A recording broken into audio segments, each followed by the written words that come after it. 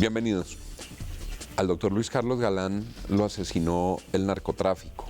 Contribuyeron los distintos carteles, los distintos agentes de esa cadena criminal, pero también participaron agentes de Estado. El crimen de Luis Carlos Galán fue un crimen de Estado.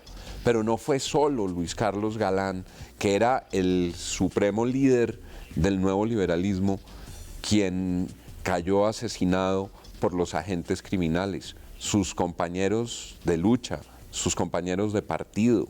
Rodrigo Lara fue asesinado, Enrique Parejo sufrió un atentado que milagrosamente no le costó la vida.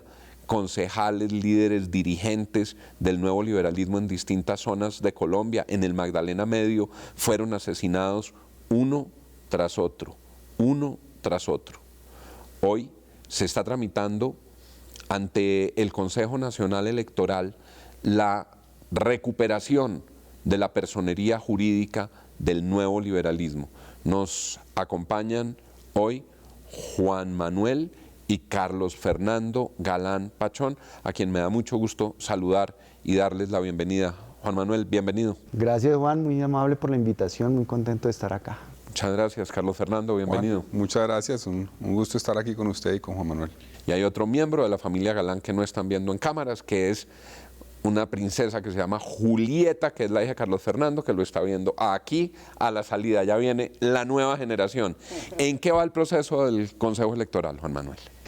Bueno, a raíz de las dos negativas sucesivas que tuvimos en el Consejo Nacional Electoral en el periodo de los magistrados anteriores, la Procuraduría decidió presentar un recurso de reposición ante el Consejo Nacional Electoral para pedirle volver a estudiar el caso y otorgar la personería. Entonces, con los nuevos magistrados que fueron elegidos hace un mes largo, han venido estudiando de nuevo el caso y el magistrado ponente decidió convocar una audiencia pública donde escuchamos un relato tanto del senador Iván Marulanda, que fue fundador, director del nuevo liberalismo en Antioquia, senador, como un relato suyo, Juan, que fue el último secretario privado que tuvo mi padre, o el único, porque mi papá realmente no tuvo secretarios privados, y vivió muy de cerca pues todo el proceso de Soacha, la desviación de la investigación, la manera como lo llevaron a mi padre engañado a firmar unos acuerdos de unión con el Partido Liberal, para después incumplir todos los acuerdos de parte del Partido Liberal. Mi papá sí cumplió la exigencia de cancelar la personería jurídica, pero el Partido Liberal no solamente no lo dejó llegar vivo a la consulta popular, sino que participó activamente en su muerte y además hundieron la reforma constitucional y las propuestas que el nuevo liberalismo convocaba al Partido Liberal para que hicieran juntos y sacaran adelante. Carlos Fernando, bienvenido. ¿En qué se parece el proceso del nuevo liberalismo al proceso de la Unión Patriótica? A la Unión Patriótica le restablecieron la personería jurídica. Sí, en el caso de la Unión Patriótica hubo una orden de reparación que dio el Sistema Interamericano de Derechos Humanos, porque la Unión Patriótica apeló a esa instancia pidiendo que el Estado colombiano reconociera el daño que le habían hecho y la persecución y el genocidio del que fueron víctimas los miembros de la Unión Patriótica. Y el Sistema Interamericano de Derechos Humanos le dio la orden al Estado colombiano como mecanismo de reparación que se restableciera esa personería jurídica. Las razones, pues, es la persecución, el genocidio que hubo contra ellos, los actores que participaron, que precisamente son actores, como Juan mencionaba en un principio, que confluyen con los actores que participaron en la persecución al nuevo liberalismo. Ahí están los paramilitares del Magdalena Medio en particular, pero en general... Es que hay un listado largo de gente del nuevo liberalismo asesinada por el paramilitarismo en el Magdalena Medio. Exactamente, hay un listado grande en el Magdalena Medio y en el Urabá antioqueño hubo persecución y asesinato de miembros del nuevo liberalismo. Eso es lo mismo que pasó con la Unión Patriótica. Y en la muerte de mi papá está demostrado que los sicarios hacían parte de todo el aparato criminal que tenía vínculos entre Rodrigo Esgacha y Henry de Jesús Pérez, paramilitar del Magdalena Medio. Entonces, son los mismos actores los que persiguieron a la Unión Patriótica que persiguieron al nuevo liberalismo. Entonces, en eso coincide plenamente, digamos, la estrategia de eliminar actores que jugaban un rol que para esos paramilitares, actores vinculados al Estado, sectores políticos, eran una amenaza y decidieron eliminarlos. Entonces, eso coincide y por eso la razón que llevó a darle la personería jurídica a la Unión Patriótica debería también contribuir a darle la personería jurídica al nuevo liberalismo. Juan Manuel, ¿para qué la personería del nuevo liberalismo en la Colombia de hoy? Yo creo que la Colombia de hoy, que está en una transición hacia la paz y tratando de ganar la paz después de un conflicto tan largo de 53 años, donde está plenamente identificada como una de las causas estructurales de la guerra en Colombia, el cerramiento, la restricción a los espacios de participación política, lo que se debe es reabrir esos espacios, a espacios que se perdieron en el pasado y que fueron valiosos. Hoy uno se preocupa mucho en el Congreso de ver los debates sobre reforma política, como el Congreso parece ir en contravía del momento histórico del país, preocupándose por encerrarse los partidos aún más, por restringir la participación aún más, en lugar de abrirse. Entonces, el nuevo liberalismo, yo creo, es una herramienta que tienen muchos ciudadanos para actuar en política en el centro del espectro, sin necesidad de casarse con la polarización o los extremos. Le pregunto ahí, ideológicamente, si uno hiciera esos cuadrantes que van desde la extrema derecha hasta la extrema izquierda, ¿dónde se ubicaría el nuevo liberalismo? Yo diría que en el sentido liberal, inspirado en las ideas, en las causas, los principios que ha defendido el liberalismo históricamente en Colombia y que ha representado, es decir, ser vocero y representante de las personas débiles, más vulnerables de la sociedad, de las personas en situación de discapacidad, por ejemplo, de las personas que viven en la extrema pobreza o en el sector rural de nuestro país, que ha sido el más olvidado y el que sufre mayor desigualdad. Y también defender causas modernas, que hoy en día los jóvenes y la sociedad están esperando en los partidos alguien que los interprete, en cuanto al medio ambiente, en cuanto al emprendimiento, en cuanto a esos temas de tecnología y de inclusión tecnológica que son tan importantes para la nueva sociedad. Carlos Fernando, decíamos en alguna oportunidad que los miembros del nuevo liberalismo se quedaron huérfanos de partido. Muchos trataron de hacer ejercicios políticos en otros partidos y buscaron pertenecer a otras colectividades, pertenecieron a otras colectividades, incluso con posiciones directivas en otras colectividades. Muchos de los del nuevo liberalismo, yo mismo en ese momento, ¿qué no ofrecían esas colectividades como destino político de quienes tenían el ideario del nuevo liberalismo y qué podría ofrecer este nuevo liberalismo en la Colombia de hoy? Bueno, Juan, yo creo que varias cosas. En primera instancia, y complementando lo que decía Juan Manuel hace un rato, yo creo que esa lucha del nuevo liberalismo por abrir el sistema político colombiano, que fue uno de los ejes de la lucha del nuevo liberalismo en un momento donde Partido Liberal y Conservador obviamente controlaban por completo la política y la democracia colombiana, que era una democracia en cierta forma restringida, limitada.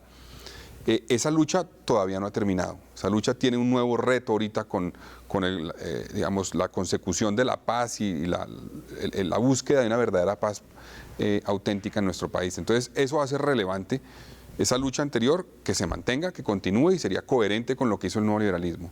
Ahora, yo creo que cada uno buscó escenarios donde consideró que podía representar y ser coherente con esa lucha del nuevo liberalismo. Lo intentamos muchos.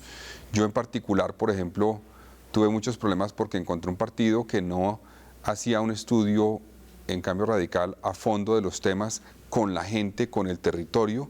Era más unos estudios cerrados, a puerta cerrada, que se hace sobre lo que está pasando en el país y después se le propone al país, esta es la fórmula mágica para resolver los problemas. Seguramente muchas sirven, pero no es una construcción como hicieron ustedes en el nuevo liberalismo, participativa, completa, a fondo, deliberativa que hacía el nuevo liberalismo. Fue el primer movimiento que realmente se sentó en Colombia a estudiar tema por tema, a fondo, con la gente, y que llevó a unas propuestas muy sólidas y muy concretas. Así, largos talleres que el propio doctor Galán presidía personalmente con expertos, incluso expertos que no eran del partido, pero que tenían conocimiento técnico, y eso luego se traducía en unos documentos a partir de los cuales se formulaban políticas. Y eso llevaba, Juan, a una coherencia en las actuaciones del nuevo liberalismo, en sus posiciones en el Consejo de Cota, en el Consejo de Bogotá, en el Senado, en cualquier escenario donde participaban los miembros del nuevo liberalismo. Era una bancada organizada, disciplinada, coherente, seria, y eso no lo vemos hoy en la política colombiana en la mayoría de los partidos.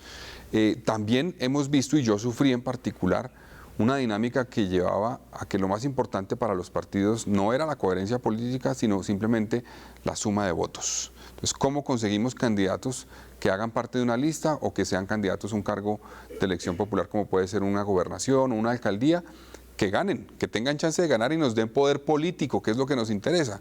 Eso va completamente en contravía de lo que planteaba el nuevo liberalismo como manera de hacer política, y eso llevó a que pues, muchos nos sintiéramos en los partidos donde entramos incómodos, y no nos sentíamos, como Juan lo dijo muy bien en la audiencia, en nuestra casa, no nos sentíamos en un sitio donde realmente sintiéramos ser coherentes con lo que pensábamos.